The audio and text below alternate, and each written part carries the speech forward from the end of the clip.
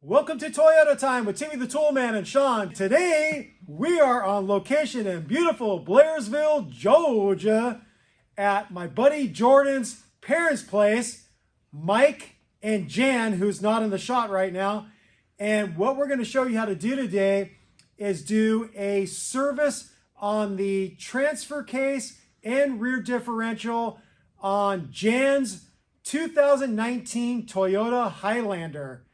It's kind of a grocery getter sort of vehicle, but it is an all-wheel drive, so it kind of fits in to what Sean and I work on, which is Toyota, Lexus, SUVs, and trucks that are normally four-wheel drive capable. So without further ado, we are going to get this thing jacked up and show you how to get this job done.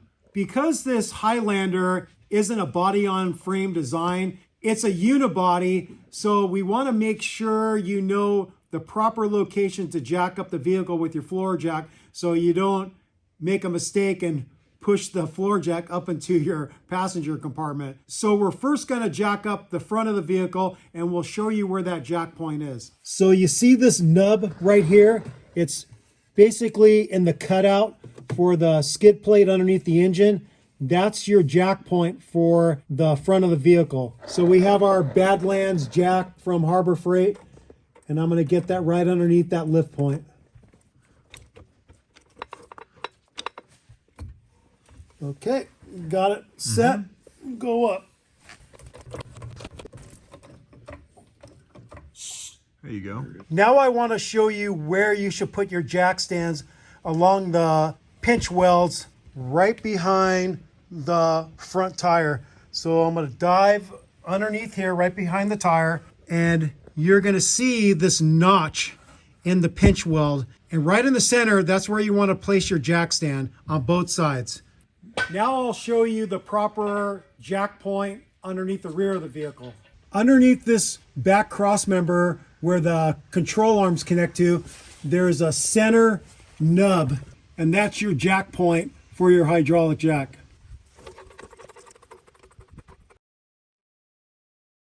Now I'll show you the spot where you want to put the jack stands on the pinch weld in front of the rear tire. So I'll go underneath, and it's a similar looking spot with the notches on either side to show you where to center your jack stand. Coming down. Yep. Looking good still? Hold on, let me adjust this one a little bit. Go ahead, keep coming. Yeah, I think it's coming pretty straight down. Yep, it looks good. So far, so good. With the vehicle supported on jack stands, it looks pretty level. And now we're going to get underneath the rig and start draining out the fluid. All right, I'm underneath the vehicle. It's a little bit tight for me to film, but I'm going to do my best.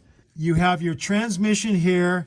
You've got the drain plug for the transmission. You go over further towards the passenger side and you have your transfer case. You got the drain plug right there, easily accessible at the bottom. The fill plug is a little bit harder to get to, and I'll show you where that is now.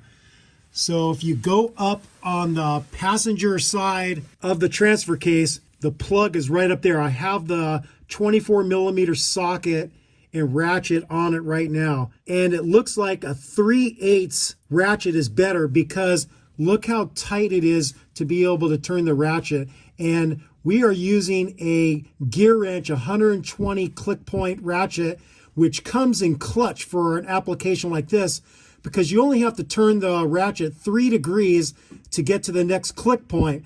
And that is very helpful in a tight situation like this. Good practice is when you're doing some type of drain and refill of a transmission, transfer case, differential, you always want to make sure you could break free the fill plug first, because if you drain all the fluid out and then you realize that you can't get the fill plug out, now you have an empty transmission, transfer case, or differential, and you're stuck. So I'm going to break free the fill plug first using a short 24 millimeter 3/8 socket with the gear wrench flex head 120 click point ratchet.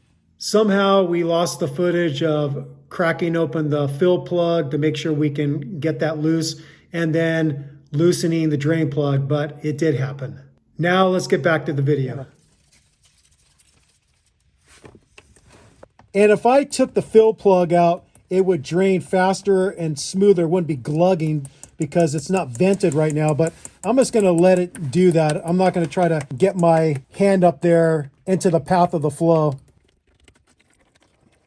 We have our two plugs out, and it's easy to decipher between the two because the drain plug is magnetized to collect any little metal shavings from the operation of the transfer case, and the fill plug is devoid of a magnet. So it's good practice to wipe off the goop off of the magnet, and it just kind of gives you an idea of the health of your transfer case. And this is not a lot. This is totally typical of doing a service. You'll get this fine metal gunk on the magnet. So just wipe all that off, and then you'd want to get a new crush washer on the drain plug and the fill plug. You don't want to reuse these because then you'll be asking for a leak.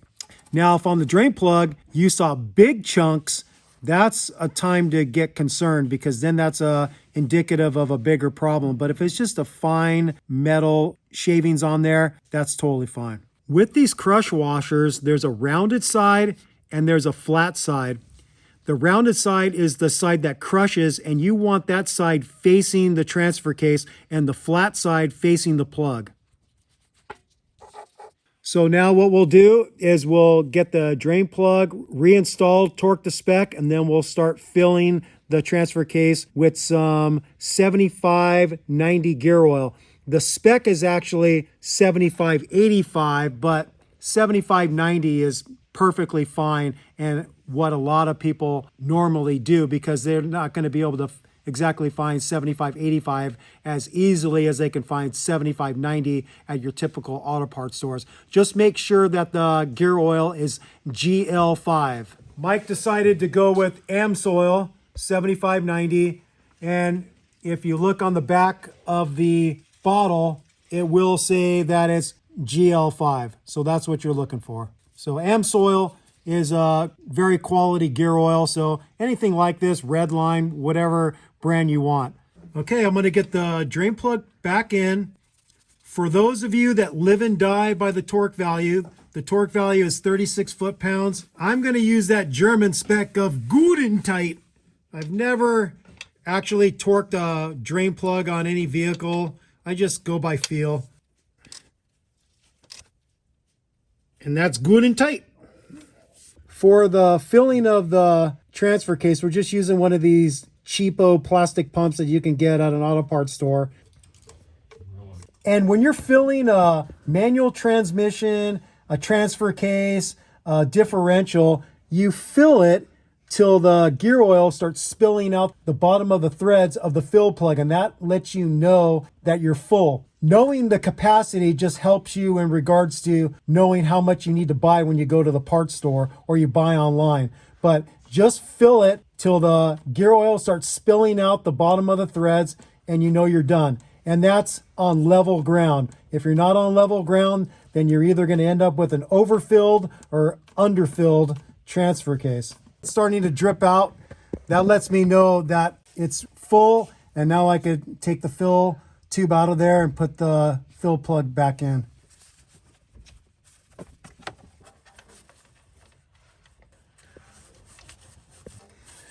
Okay, I've got the fill plug screwed in snug with my hand, and now I'm going to tighten it up with the same combo 24 millimeter socket and flex head gear wrench ratchet.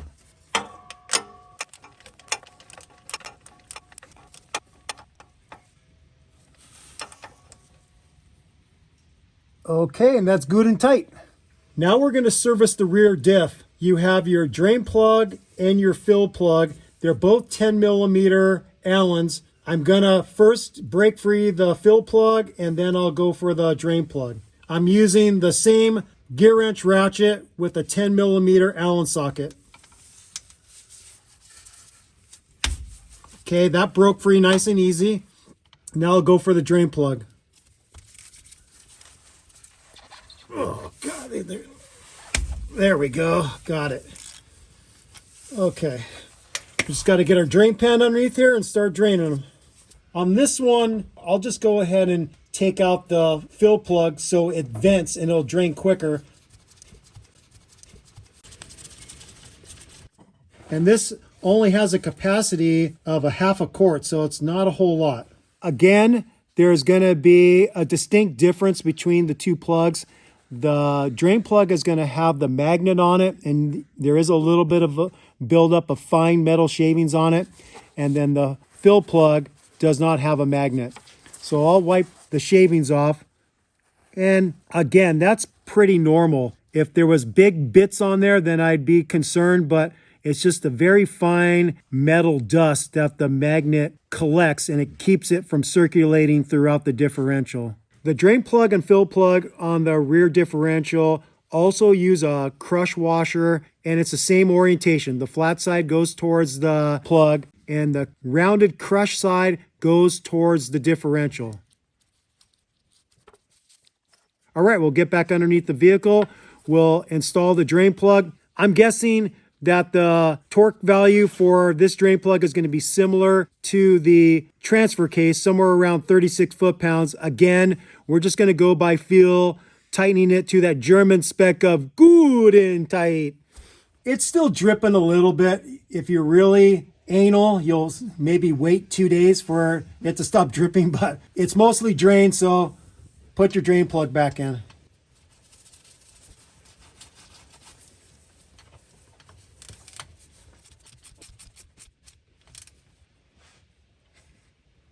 And that's good and tight. Now we're gonna grab our same plastic pump with the same gear oil, the 7590 GL5 gear oil from Amsoil, and we're gonna fill it till the gear oil starts spilling out the bottom of the threads of the fill hole, and we'll be done.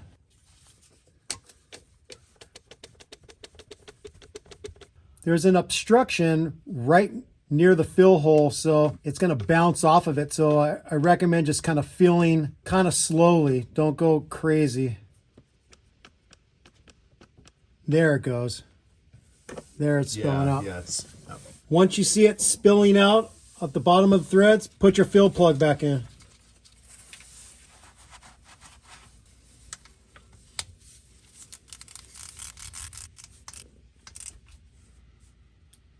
All right. And that's good and tight. All right, we are all done with this job of servicing the gear oil in the transfer case and the differential on your Toyota Highlander. As you saw, it's pretty darn straightforward. You drain out the old gear oil and you put some new gear oil in. You just want to make sure you use new crush washers for the fill and drain plugs so you don't get a leak afterward. And just properly fill it with the proper gear oil, which is the GL5 grade, and you could use either a 7585 or a 75 W90 gear oil. Both would work just fine. I didn't talk about it before. I usually change my gear oils in my rigs at 30,000, but Toyota says you can go to 60,000. So use the interval that you feel comfortable with. With all that said, we thank you for watching Toyota Time with Timmy the Toolman and Sean, and special guests Jordan and Mike. Thank you for watching. Thank you for subscribing. If you haven't subscribed yet, I don't know what you're waiting for. Click on that subscribe button. Also, click on that notification bell if you'd like to be notified when we put up new content on our channel, which we are always putting up very helpful and sick mods kind of content like this video here. Peace out. Happy wrenching. Bye-bye.